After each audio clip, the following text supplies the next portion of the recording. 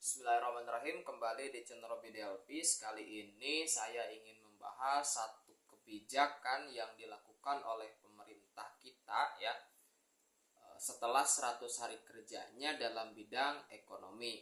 Dan ini memang menimbulkan masalah yang cukup besar ya kata sebagian orang ya.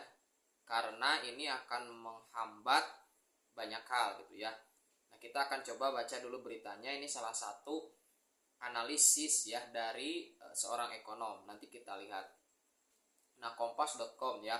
Efisiensi anggaran belanja negara menimbulkan dampak signifikan bagi kinerja kementerian dan lembaga. Kebijakan efisiensi ini tertuang dalam Instruksi Presiden atau Inpres nomor 1 tahun 2025 tentang efisiensi belanja dalam pelaksanaan APBN dan APBD tahun 2025.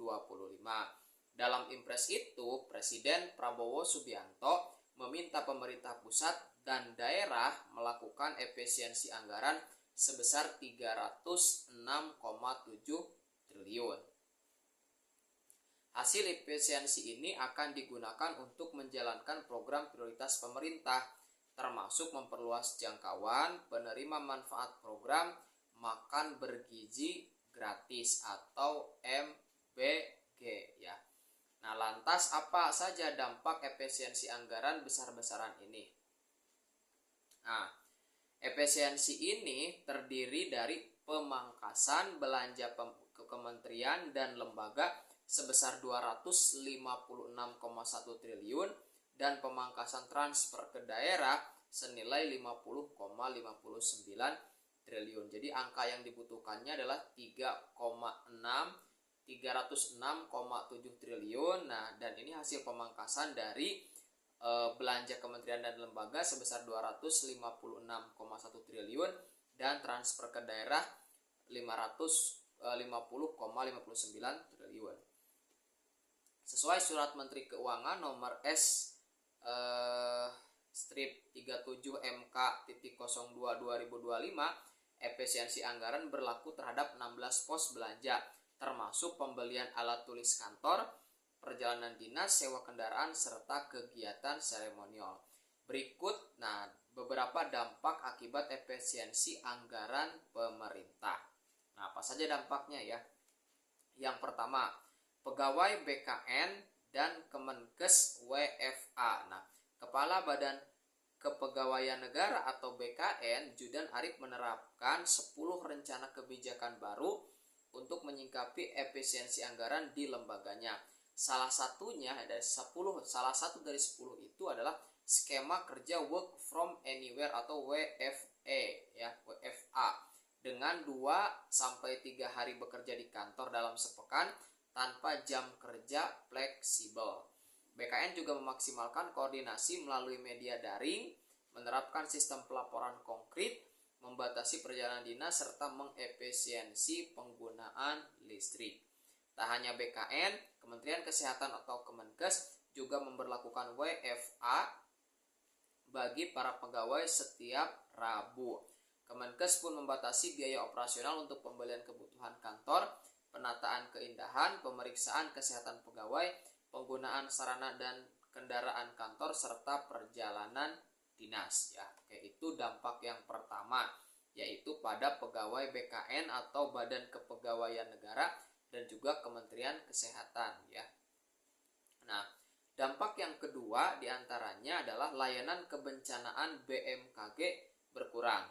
Berdasarkan surat Menteri yang sudah tadi bacakan, anggaran BMKG itu dipotong 50,35% menjadi 1,423 triliun dari semula adalah 2,826 triliun. Angkanya cukup besar ya, pemotongannya hampir setengahnya. Kepala Biro Hukum Humas dan Kerjasama BMKG ya, Badan Meteorologi, Klimatologi dan Geofisika, Muslihudin, menilai pemotongan anggaran berdampak signifikan terhadap belanja modal dan belanja barang tahun ini. BMKG menilai efisiensi anggaran membuat banyak alat operasional utama atau alat utama terancam mati karena kemampuan pemeliharaannya berkurang hingga 71%. Ketepatan akurasi informasi cuaca, iklim, gempa bumi, dan tsunami menurun dari 90% menjadi 60%, kata Muslihudin, dilansir dari Kompas Selasa 11 Februari 2025. Kecepatan informasi peringatan dini tsunami dari 3 menit menurun menjadi 5 menit atau lebih, serta jangkauan penyebar luasan informasi gempa bumi dan tsunami menurun 70% lanjutnya. Selain itu, observasi dan kemampuan mendeteksi dinamika cuaca, iklim, kualitas udara, gempa, dan tsunami juga akan terganggu. Oke, yang ketiga. Nah, pengurangan karyawan RRI. Nah, juru bicara Radio Republik Indonesia RRI Yonas Markumtuhulerou menyebutkan efisiensi anggaran ini berdampak pada karyawan berstatus tenaga lepas seperti kontributor, penyiar, dan sebagainya. Mereka akan digaji sesuai dengan durasi waktu kerja atau proyek yang diikuti. Efisiensi ini dilakukan karena upah karyawan tenaga lepas ditanggung biaya operasional RRI. Kini para karyawan akan diseleksi kembali berdasarkan kompetensi dan performanya. Untuk pekerja PNS dan P3K tidak ada masalah, tetap jalan. Sedangkan para tenaga kerja lepas ini akan harus ditinjau kembali soal kontribusi dan kompetensi mereka, katanya diberitakan Kontan Senin 10 Februari 2025.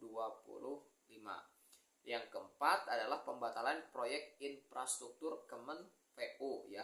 Menteri Pekerjaan Umum Dodi Hanggodo menuturkan efisiensi anggaran membuat Kementerian Pekerjaan Umum atau Kemen PU hanya punya dana 29,57 triliun dari alokasi 110,95 triliun.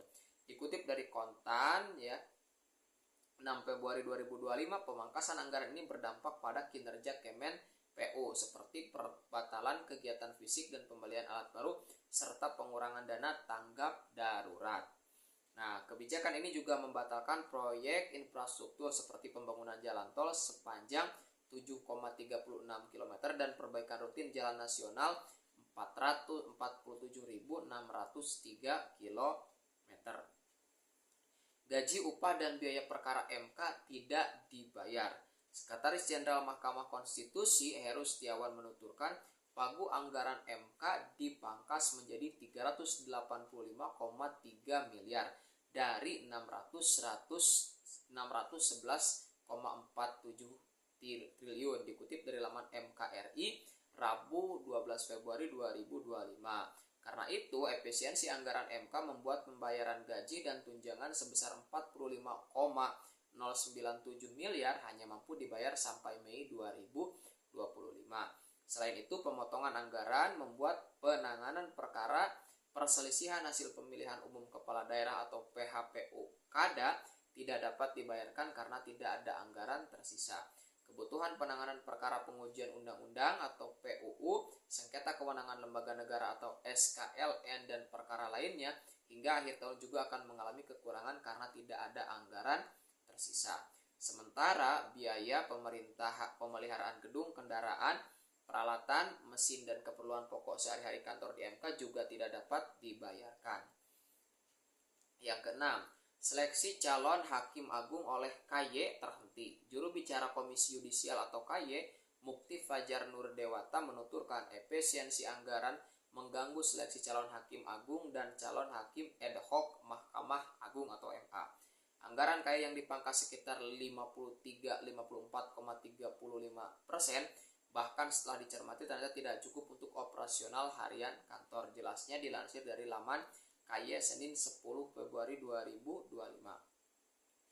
Padahal ada kekosongan 19 hakim agung dan hakim ad hoc yang terdiri dari 5 hakim agung kamar pidana, 2 hakim agung perdata, 2 hakim agung kamar agama, 1 hakim agung kamar militer, 1 hakim agung kamar tata usaha negara atau TUN, 5 hakim agung kamar TUN khusus pajak, serta 3 hakim ad hoc HAM di MA.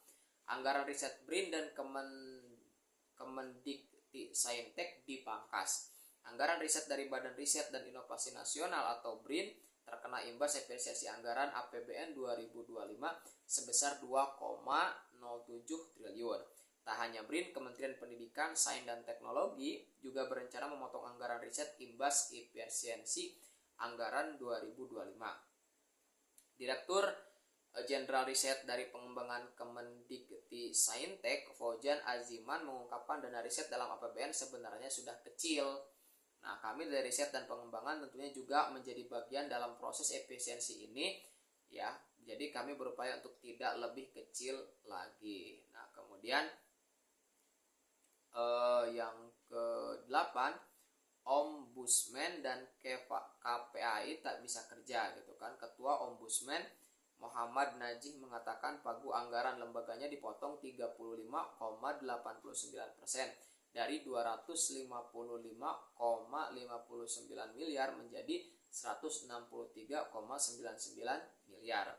Kondisi ini membuat Ombudsman tidak bisa bekerja. Pasalnya anggaran yang ada hanya bisa digunakan untuk menggaji karyawan, bukan menjalankan kegiatan substansial. Di kami ada istilah kami senang saja tetap digaji tapi enggak kerja, kata Najih, ya. Nah, kemudian yang terakhir adalah kualitas perlindungan saksi dan korban LPSK turun. Nah, Wakil Ketua Perlindungan Saksi dan Korban itu menyebutkan anggaran instansi dipangkas 62% menjadi 85% dari 229 miliar ya. Jadi efisiensi anggaran ini dinilai sangat berdampak pada kualitas perlindungan untuk saksi dan korban. Dana yang ada bahkan berpotensi hanya bertahan hingga April atau Mei, ya. Oke. Jadi adanya efisiensi anggaran ini membuat banyak hal, terutama dalam kementerian, itu mengurangi karyawannya, mengurangi kualitas pelayanannya dan seterusnya. Artinya, ya, pengurangan kualitas ini tentu akan berdampak pada pelayanan publik di kementerian-kementerian tersebut. Nah, apakah dampak yang begitu besar yang dicari oleh pemerintah dengan adanya makan bergizi gratis? Ya, kita perlu lihat itu gitu ya. Karena ternyata efisiensi anggaran ini salah satunya untuk prioritas makan bergizi gratis. Jadi demi katakanlah satu atau dua hal yang menjadi ya prioritas pemerintah, banyak hal yang kemudian dikorbankan. Ya, tidak heran ketika efisiensi anggaran ini dirasakan banyak sekali dampaknya, terutama pada hal-hal yang bersangkutan seperti yang disampaikan tadi. Banyak lembaga yang kemudian secara kualitas karena anggarannya dipotong menjadi semakin menurun. Ya. Lagi-lagi ini adalah demi apa yang disampaikan oleh Pak Prabowo sejak awal, yaitu makan bergizi gratis. Nah, apakah memang kebijakan ini sudah tepat atau jangan-jangan terlalu besar dampak yang dikorbankan dari kebijakan ini? Nah, ini harus kita ukur bersama ya. Insya Allah kita buat lagi nanti seperti apa kira-kira pertimbangan-pertimbangan, apakah Pak Prabowo yang harus melanjutkan makan bergizi gratis ini atau seperti apa ya. Oke, sementara itu dulu dampak efisiensi anggaran terhadap kementerian yang bersangkutan. Oke ya.